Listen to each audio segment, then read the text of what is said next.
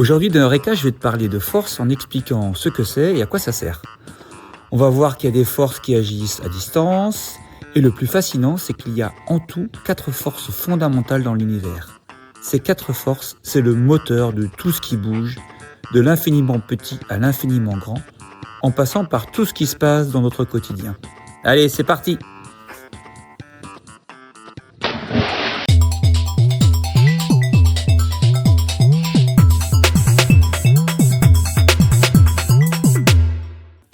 Bon, c'est quoi une force? À quoi ça sert? Une force, c'est ce qui permet de déformer en poussant ou en tirant.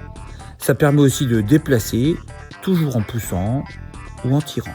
Par exemple, quand ton copain ne veut pas partir de chez toi, tu vas le pousser pour le faire sortir. Tu vas donc exercer une force sur lui pour le faire bouger. Allez, sors de là, Shorty!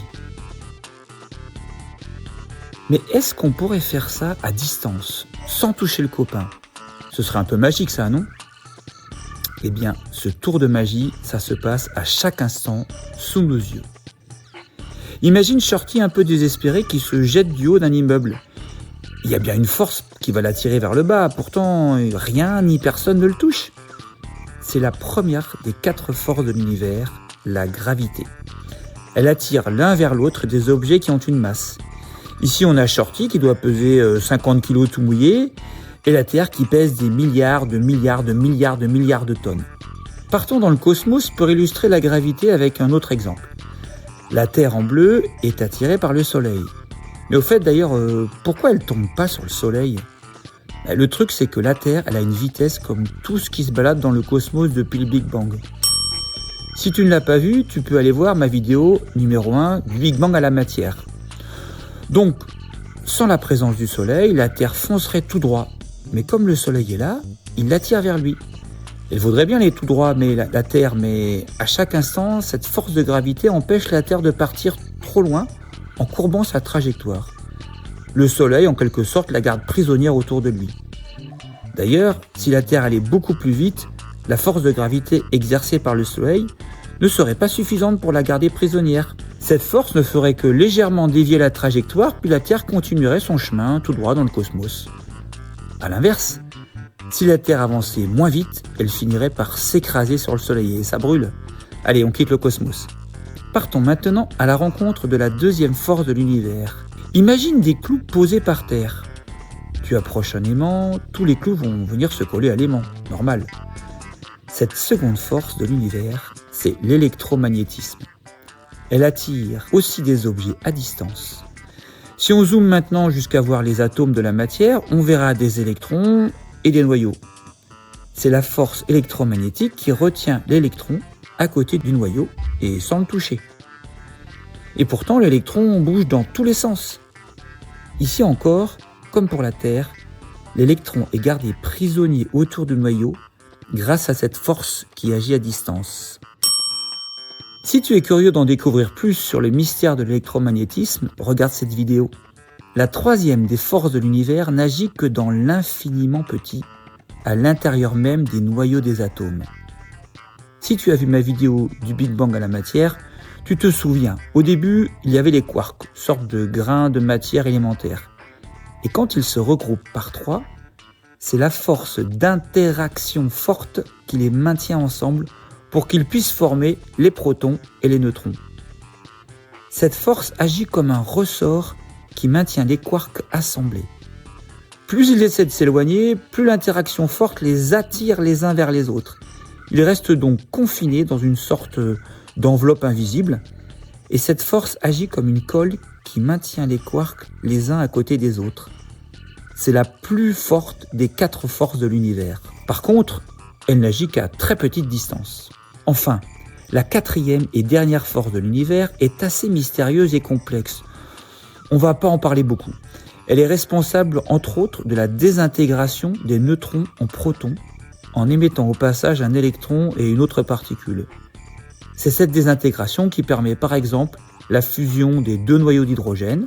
On n'ira pas plus loin sur cette dernière force. Retiens juste qu'elle est à l'origine de la radioactivité. Mais alors, comment c'est possible d'avoir des forces à distance sans aucun contact? Imaginez Shorty et sa copine sur des rollers. Ils décident de s'envoyer une balle. Au moment où Shorty lance la balle, il va être repoussé vers l'arrière. Quand la balle arrive à sa copine, elle va aussi ressentir cette force vers l'arrière quand elle va la recevoir puis la renvoyer. On a donc une force de répulsion entre les deux sans qu'ils ne se soient jamais touchés, une force à distance. On remarque aussi que la force n'est pas instantanée. La copine doit attendre de recevoir la balle pour aussi ressentir cette force de répulsion. C'est le temps nécessaire à la propagation de l'information de cette force. Dans l'univers, jamais rien n'est instantané. Il faut toujours laisser le temps pour que l'information se propage, et c'est pareil pour les forces. Retournons dans l'infiniment petit pour comprendre comment ça se passe à l'échelle des particules. Les quarks, les électrons, les neutrons et les protons ne cessent de s'échanger des ballons. Ce sont ces échanges de ballons qui sont à l'origine des forces de l'univers. Passons en revue le fonctionnement de chacune de ces 4 forces de l'univers. Donc d'abord la gravité. Elle s'applique entre 2 objets qui ont une masse. Elle est toujours une force d'attraction. Plus les objets sont éloignés, plus elle est faible. Et c'est la plus faible de toutes les forces de l'univers. On la voit donc surtout à l'échelle de l'homme et du cosmos. Il y a 2 théories qui l'expliquent, la théorie de la relativité d'Einstein ou bien celle d'échange de ballons avec un ballon qui s'appellerait le graviton. La gravité explique les marées avec la Lune qui attire la mer et la fait monter. Elle explique aussi la chute d'un objet sur la Terre, la rotation de la Terre autour du Soleil, la fabrication des étoiles à partir de particules qui s'agrègent les unes contre les autres par gravité, les rivières qui coulent vers la mer. Regardons maintenant l'électromagnétisme. Cette force s'applique entre 2 éléments qui ont une charge positive ou négative. Elle produit soit une attraction, soit une répulsion. Plus les éléments sont éloignés, plus elle est faible. Elle a une intensité plus forte que la gravité et a des effets à toutes les échelles, atomes, au niveau des hommes et du cosmos. Le nom du ballon échangé est le photon virtuel. L'électromagnétisme explique une quantité énorme de phénomènes. Le soleil qui éclaire et chauffe la Terre, la communication entre 2 portables, l'aimantation, la force qui retient un marteau sur une table et l'empêche de la traverser. Toute la chimie, l'électricité, la propulsion des fusées, l'évaporation de l'eau et encore plein d'autres trucs. Passons à l'interaction forte. Elle agit entre les quarks, elle produit une attraction et plus les quarks sont éloignés, plus elle est forte. C'est la plus forte de toutes les forces de l'univers. Mais elle n'agit qu'à une échelle toute petite, celle des atomes. Le ballon échangé entre les particules s'appelle le gluon. L'interaction forte garde les uns à côté des autres les 3 quarks des protons comme de la colle. Elle permet de conserver ensemble les protons dans les noyaux d'atomes. Et pourtant, les protons sont tous les 2 positifs. Donc la force électromagnétique cherche à les éloigner l'un de l'autre. Mais la force d'interaction forte est plus forte et permet aux protons de rester ensemble dans le noyau. Elle est à l'origine de l'énergie colossale dégagée dans la fusion et fission nucléaire, ce qui sert à produire notre électricité dans les centrales nucléaires et aussi à faire exploser des bombes atomiques. Allez, c'est le moment de résumer tout ce qu'on a vu aujourd'hui. Une force, c'est ce qui permet de déformer ou déplacer un objet. Il y a des forces qui agissent par contact et d'autres à distance. Il existe 4 forces fondamentales dans l'univers qui agissent à distance et expliquent tout ce qui se passe à toutes les échelles. La gravité, qui attire 2 objets qui ont une masse. L'électromagnétisme, qui attire ou repousse des particules qui ont une charge. L'interaction forte conserve groupés les quarks qui constituent la matière. L'interaction faible responsable de la radioactivité et à l'origine de la fusion nucléaire. Ces forces peuvent s'exercer à distance grâce à l'échange de ballons. Ces forces ont des intensités variables et s'appliquent à des échelles différentes. La plus forte est l'interaction forte, mais elle ne s'exerce qu'à une petite échelle, celle des noyaux des atomes.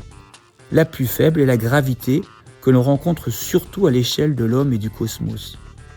Enfin, tous les phénomènes que l'on voit dans notre quotidien s'expliquent par ces 4 forces fondamentales de l'univers. Alors merci d'avoir écouté, et si tu as aimé, n'hésite pas à mettre un pouce, à partager et aussi de t'abonner à la chaîne.